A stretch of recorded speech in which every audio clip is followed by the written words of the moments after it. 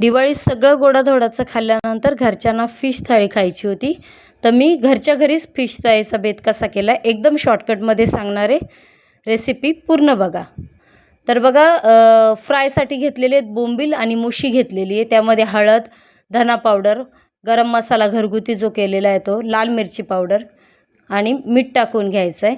तर धना पावडर आणि मसाल्यामध्ये दोन्ही मसाल्यामध्ये गरम मसाले आहेत, त्याच्यामुळे वेगळा टाकलेला नाही आहे. तर ते व्यवस्थित असं मॅरिनेशन करून घ्यायचं आणि कोळंबी जी आहे ती स्वच्छ धुवून घेतली, हळद मीठ लावून घेतलं.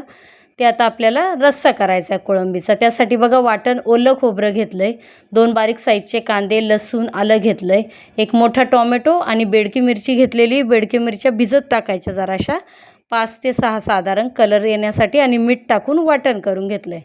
आता आपल्याला कोळंबीचा रस्स्याची फोडणी द्यायची आहे. त्यासाठी फोडणीसाठी 4 ते 5 पळ्या तेल टाकलं आहे, मोहरी टाकायची, थोडेसे मेथीदाणे, कढीपत्ता टाकायचा आणि जो आपण मसाला वाटण केलेलं आहे ते वाटण टाकून द्यायचं. व्यवस्थित असं वाटण परतून घ्यायचं. त्याच्यामध्ये परत मालवणी मसाला असेल तर तो टाका किंवा घरगुती गरम मसाला टाका, धना पावडर आणि थोडीशी किंचितशी हळद टाकायची नावाला आणि व्यवस्थित असं पाणी टाकून मिश्रण परतून घ्यायचं. बरं आता संडे सकाळी एकदा केलं की 2 टायमिंगसाठी होऊन जातं, म्हणून मी रस्सा जास्त करून ठेवला आहे. कारण मग नॉनव्हेजवाल्यांचं एकदा सकाळी केलं की त्यांना संध्याकाळी परत डबल करण्याची गरज नाही राहत. व्यवस्थित असा रस्सा करायचा, दाट पातळ किती पाहिजे. हे आंबट कालवणाचा प्रकार आहे, आंबट कालवण बोलतात याला.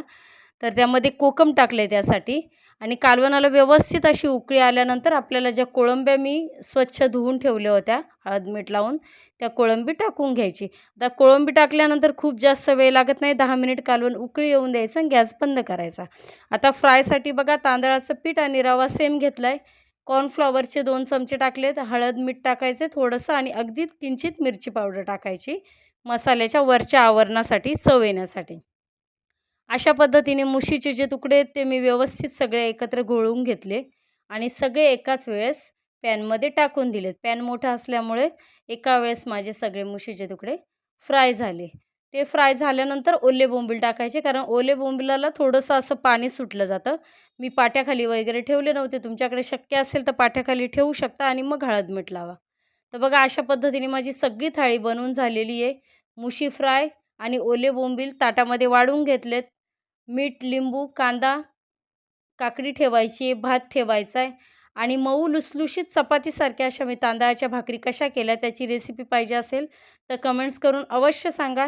तर ही थाळी कशी वाटली नक्की ट्राय करा. रेसिपी आवडल्यास लाईक, शेअर, सबस्क्राईब करा. थँक्यू.